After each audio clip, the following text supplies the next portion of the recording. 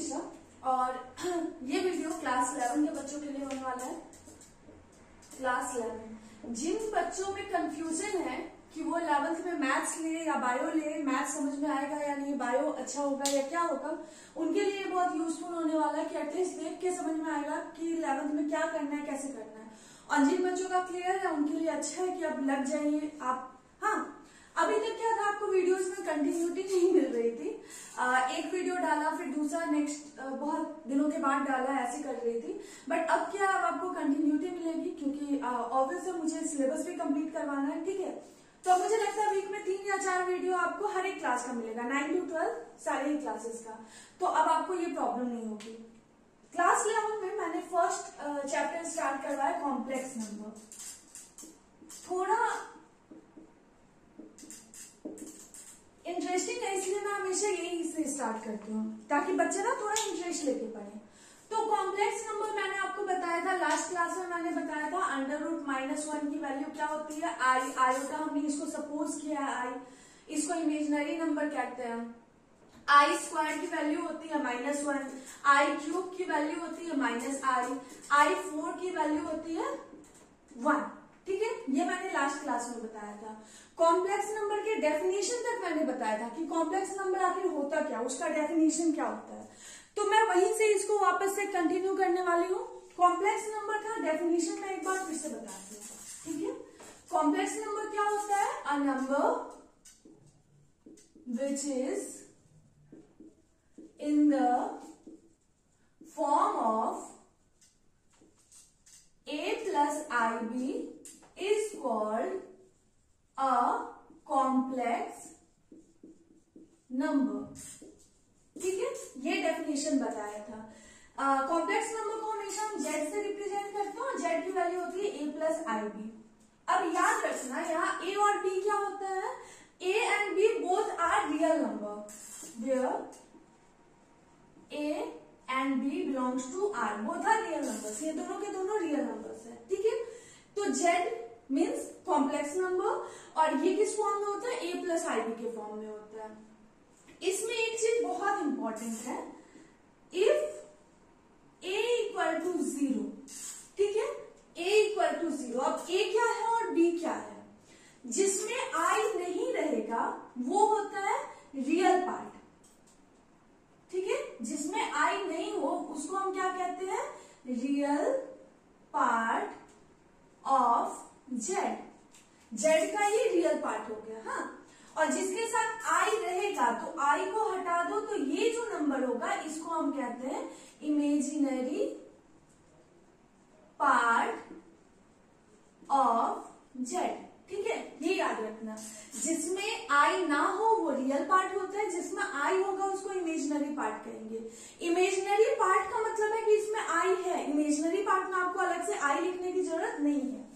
तो if a equal to 0, a equal to 0 means that is real part of z equal to 0। अगर real part 0 हो जाए तो क्या होता है, देन z is called, तो z को हम क्या कहते हैं, purely imaginary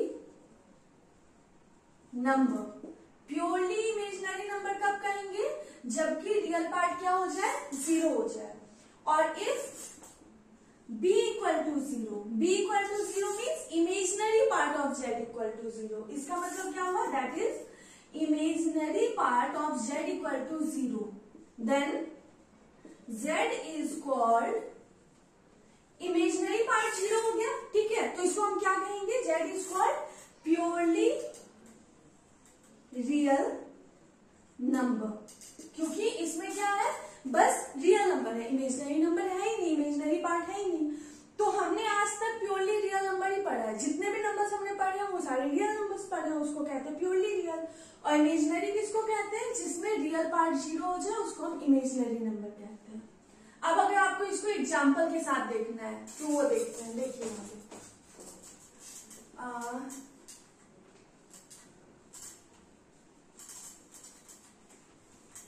purely real number, purely imaginary number का एग्जाम्पल क्या होगा, एग्जाम्पल, हाँ, रियल पार्ट को हटा दीजिए, means 2i -i, -3/4i, 7/11i, ये सारे के सारे क्या हो गए? Purely imaginary number.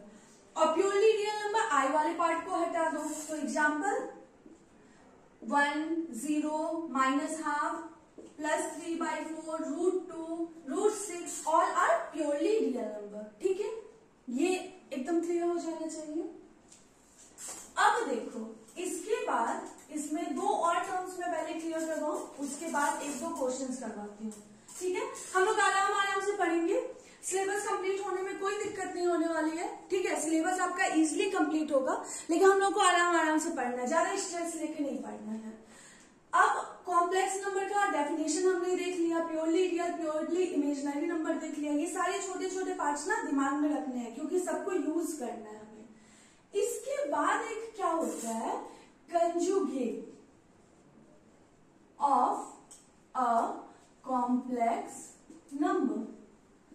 अब ये कंजुगेट क्या होता है? ठीक है, तो इसके लिए आप याद रखना कि if z = a + ib, z क्या है? a + ib, z for a complex number, z एक कॉम्प्लेक्स नंबर है a + ib, then conjugate of z को हम z बार से रिप्रेजेंट करते हैं। ठीक है, z bar means conjugate of z, a + ib बार। याद रखना, अगर आपको कंजुगेट फाइंड करना है तो i का जो साइन है ना वो चेंज करते हैं, कुछ और नहीं करते, बस +i की जगह क्या डाल देते हैं? -i डाल देते हैं। तो इसकी वैल्यू क्या हो जाएगी? a - ib। सिंपल है, बहुत अच्छा क्वेश्चन आता है। एक क्वेश्चन दे देगा, बोलेगा सिंप्लीफाई करो और इसका कंजुगेट निकालो। तो ये सिंपल से अगर आपने नहीं किया तो आपके मार्क्स कट हो जाएंगे। ठीक है, अब ठीक है, ये तो डेफिनेशन हो गया। एग्जाम्पल, इफ z = अगर z की वैल्यू सपोज करो 2 - 3i है, z की वैल्यू सपोज करो -3 + 4i है, सपोज करो -6 - 2i है, सपोज करो 2 + 3i है। ठीक है, ये है। हाँ, तो इफ मैं एक साथ आपको 4 एग्जाम्पल्स के साथ एक्सप्लेन करती हूँ। ठीक है, देन z बार क्या हो जाएगा? मीन्स कंजुगेट क्या होगा? मैंने बताया था, only you have to change the sign of i का साइन चेंज करना, बाकी से आपको कोई मतलब नहीं है। ये 2 है, इसको एज इट इज रखो। 3i नेगेटिव है, it will be +3i। Then z bar = -3 as it is रखना, क्योंकि इसमें i नहीं है, +4i will be -4i। Then z bar = -6 as it is रखना है। ठीक है, -2i will be +2i। यहां पर 2 आपको एज इट इज रखना है, +3i will be -3i। I hope ये आपको बहुत अच्छे से समझ में आ गया होगा। क्या करना है कंजुगेट के केस में? बस i का साइन चेंज कर देना है। ठीक है, तो आपका क्या हो जाएगा? उसका कंजुगेट फाइंड हो जाएगा। अब ये तो हुआ कि जो कॉम्प्लेक्स नंबर है। अभी मैंने आपको क्या बताया, अब मैं नेक्स्ट एग्जांपल बता रही हूँ। ठीक है, आप पॉज करना, नोट कर लेना। ठीक है, उसके बाद आगे बढ़ना। इसमें अगर हमने नेक्स्ट एग्जांपल कुछ और लिया, ठीक है, सपोज कर लो हम लोग एग्जांपल ले रहे हैं प्योरली रियल, प्योरली इमेजिनरी अभी बताया है, चलो वो लेते हैं। 2 - 3i 1/2i और यहाँ पे है 1 - 6i/3। 4 एग्जाम्पल्स और ले लिया। अब एक बात बताओ, z = 2 इसमें इमेजिनरी पार्ट है? नहीं है। हाँ, ये प्योरली रियल पार्ट है। तो अगर प्योरली रियल पार्ट है तो इसमें कोई साइन चेंज होगा? नहीं होगा। हाँ, क्योंकि साइन किसका चेंज होता है? जिसमें आई हो। आई नहीं है तो साइन चेंज नहीं होगा। यहाँ पे आई है, इसका साइन नेगेटिव है, इट विल बी +3i। यहाँ पर देखो, फिर +12i है, यहाँ पे भी साइन नहीं है, तो यहाँ पर मीन्स प्लस साइन है, plus sign will be minus. ये सब प्योरली इमेजिनरी नंबर है, ये प्योरली रियल नंबर है।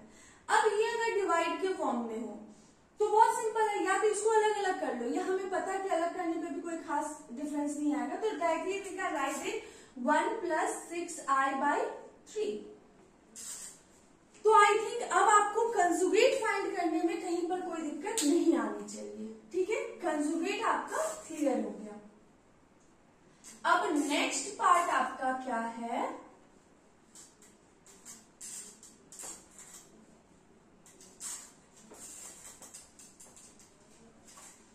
नेक्स्ट पार्ट आपका है modulus.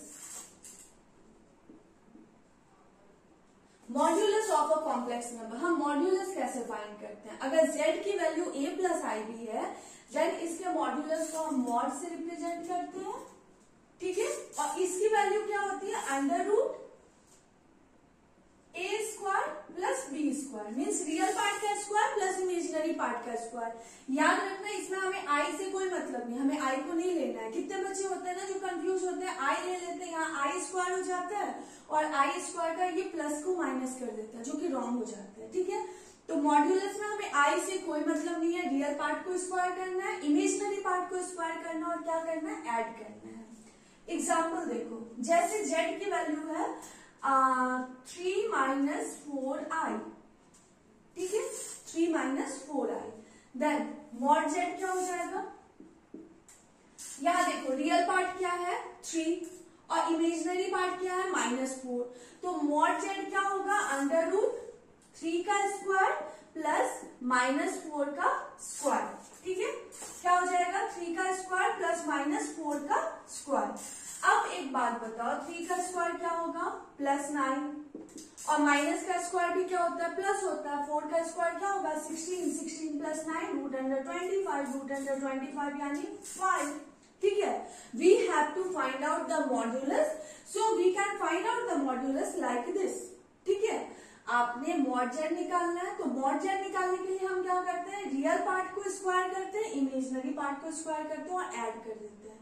As simple as that. ठीक है, इसमें ज्यादा कुछ नहीं करना है। सपोज करो z = है 2i।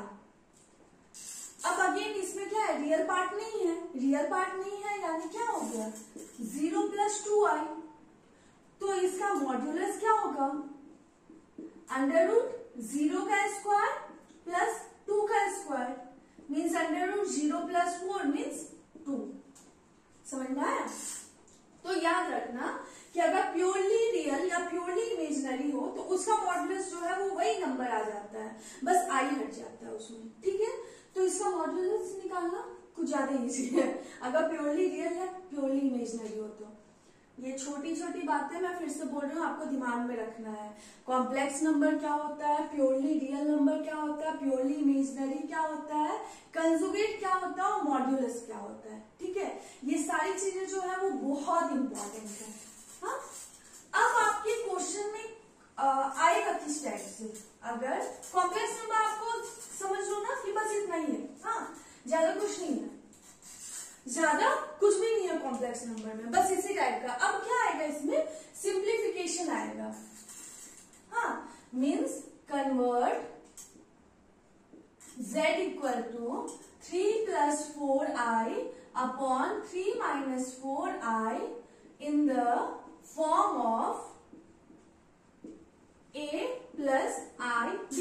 यानी कोई भी कॉम्प्लेक्स नंबर दे देगा, उसको बोलेगा इस फॉर्म में कन्वर्ट करने। ये मोस्ट इंपॉर्टेंट क्वेश्चन है, इस टाइप का क्वेश्चन आता ही आता है।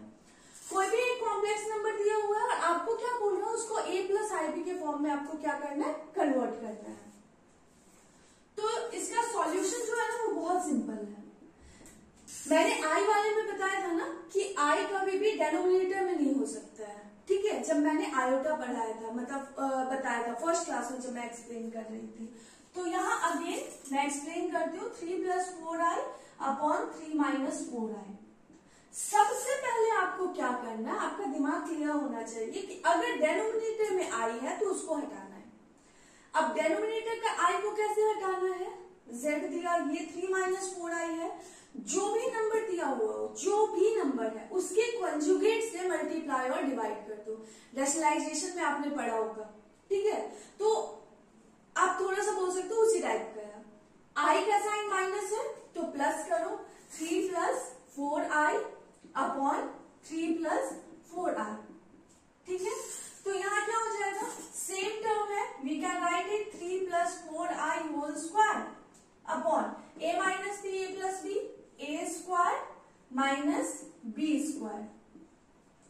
सिंप्लीफिकेशन ना आपको ज्यादा से ज्यादा करना है, क्योंकि यहाँ क्या है ना, ये आई न्यू टर्म आया है, यहाँ पे बच्चे बहुत ज्यादा मिस्टेक करते हैं, तो आपको ज्यादा से ज्यादा इस टाइप के क्वेश्चंस करने हैं, अदरवाइज क्या होगा, आपसे सॉल्व नहीं हो पाएगा। और मैथ्स नीड प्रैक्टिस। हाँ, आप अगर प्रैक्टिस नहीं करोगे तो मैथ्स के क्वेश्चंस आपसे नहीं हो सकता। ठीक है, तो आपको बहुत ज्यादा प्रैक्टिस करने की जरूरत है। a plus B whole square क्या होगा, A square plus B square plus 2ab upon 3 square 9, 4 का स्क्वायर 16, i स्क्वायर। ठीक है, ये हो गया।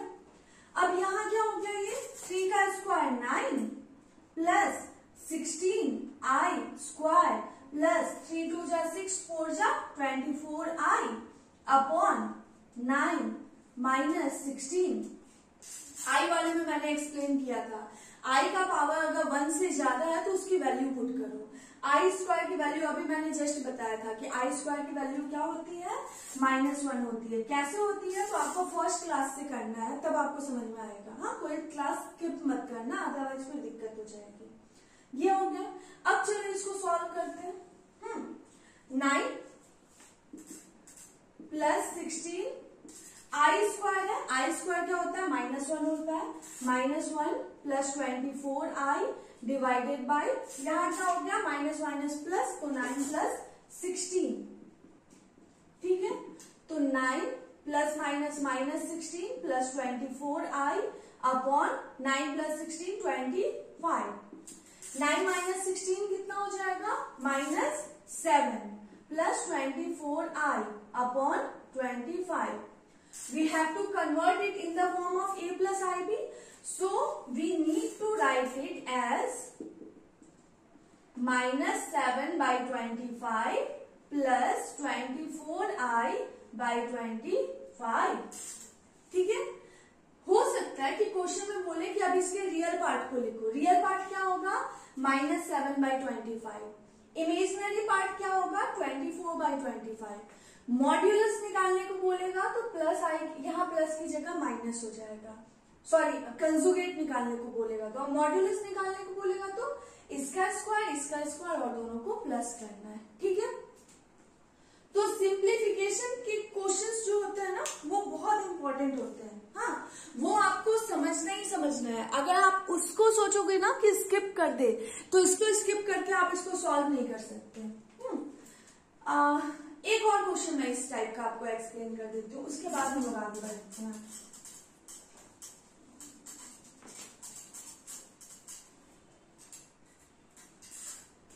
कन्वर्ट, सपोज करो है half 2 plus 3i -6 5 plus 4i plus 2 1 minus I in the form of a plus ib। हमें a plus ib के फॉर्म में इसको कन्वर्ट करना है। Find real part of z, imaginary part of z, conjugate of z and modulus of z। ये question, तो इसमें अगर सपोज करो कि हमें सारे के सारे टर्म्स फाइंड करने हैं, तो हम कैसे फाइंड करेंगे सॉल्यूशन? It's very simple. हमें क्या करना है, इसको कन्वर्ट करना है, तो लेते हैं half 2 plus 3i -6 5 plus 4i plus 2 1 minus i हमने ले लिया। अब क्या करो, इसको कैलकुलेट करो। Means first of all we have to get the bracket. Half into 2 plus 3 by 2i minus 6 5 जा 30 माइनस प्लस माइनस 6 4 जा 24i प्लस 2 माइनस 2i। ठीक है, हमने क्या किया, ब्रैकेट को क्लोज ब्रेक कर दिया, तो 6 5 जा 30 हो गया, माइनस प्लस माइनस, और यहाँ 2 से दोनों को मल्टीप्लाई कर दिया। अब सबसे पहले हमें क्या करना है, हर उस टर्म को एक साथ लेना है जिसमें रियल पार्ट हो, केवल आई ना हो। 1 -30 और +2, इसमें आई नहीं है, हाँ, तो इसको हमने एक साथ ले लिया। और प्लस अब ये और ये, इन तीनों में आई है, हाँ, तो आई कॉमन ले लो और एक साथ लिख दो, +3/2 -24 -2। ठीक है, अब इसे हमें क्या करना है, सॉल्व करना है। 2 + 1 3 और 3 - 30 क्या होगा, ऑपोजिट साइन रहने पे माइनस करते हैं, सेम साइन रहने पे प्लस करते हैं। जो बड़ा टर्म होता है उसी का साइन जो होता है वो रिजल्टेंट का साइन होता है। तो 1 और 2 सेम साइन है, ऐड करो, 3 हुआ। 3 - 30 ऑपोजिट साइन है, सब्ट्रैक्ट करो, 27। 30 बड़ा है तो इसका साइन होगा माइनस। ठीक है, दिमाग में इस चीज को ना चलते रहने देना। आई यहां पर देखो क्या हो गया, 3/2 -26 -24 -2 सेम साइन है, वी विल ऐड इट, और 24 बड़ा है, इसका साइन आ गया। ठीक है, अब क्या करना है, चलिए इसको ऊपर से रब करते हैं। अगेन मैं बोल रही हूँ कि आपको साथ साथ में क्या करना है, नोट करते जाना है। ठीक है, खुद से कैलकुलेट करते जाना, अगर नहीं हो पाए तो पॉज करना और इसको नोट कर लेना। ठीक है, ये नहीं कि बस सुन लो और हो गया। क्या हो गया वैल्यू, -27 प्लस आई इंटू, यहाँ पर एलसीएम लेंगे, एलसीएम विल बी 2, 3 - 26 2 से कितना होगा, 52। हाँ 52। ठीक है, नाउ सॉल्व इट, -27 और प्लस 3 - 52 कितना होगा, 49 होगा, -49। तो इसको डायरेक्टली वी कैन राइट -49/2 आई। ठीक है, हमने ये सॉल्व कर लिया। हाँ, अब आपको फाइंड करने के लिए क्या बोल रहा था कि find real part of Z. Real part of Z क्या हो गया, जिसमें आई ना हो, -27। इमेजिनरी पार्ट ऑफ जेड क्या हो गया, जिसमें आई है लेकिन हम आई को नहीं लिखते, मैं बार बार बोल रही हूँ आई को नहीं लिखना है, तो हो जाएगा -49/2। कंजुगेट ऑफ जेड क्या होता है, आई का साइन चेंज होता है, -27 will be same and it will B +49/2 आई। ठीक है, और क्या निकालना है, modulus of Z. Modulus of Z मतलब क्या हुआ, रियल पार्ट का स्क्वायर प्लस इमेजिनरी पार्ट का स्क्वायर। अब आप इसको कैलकुलेट कर लेना, ठीक है, और ऐड कर देना, you will get the answer. तो अब आपको क्या करना है, एक्सरसाइज के क्वेश्चंस को सॉल्व करना है। ठीक है, जो डिफरेंट टाइप के क्वेश्चंस है वो मैं नेक्स्ट क्लास में बताऊंगी। आज के लिए इतना ही, चलिए, थैंक यू।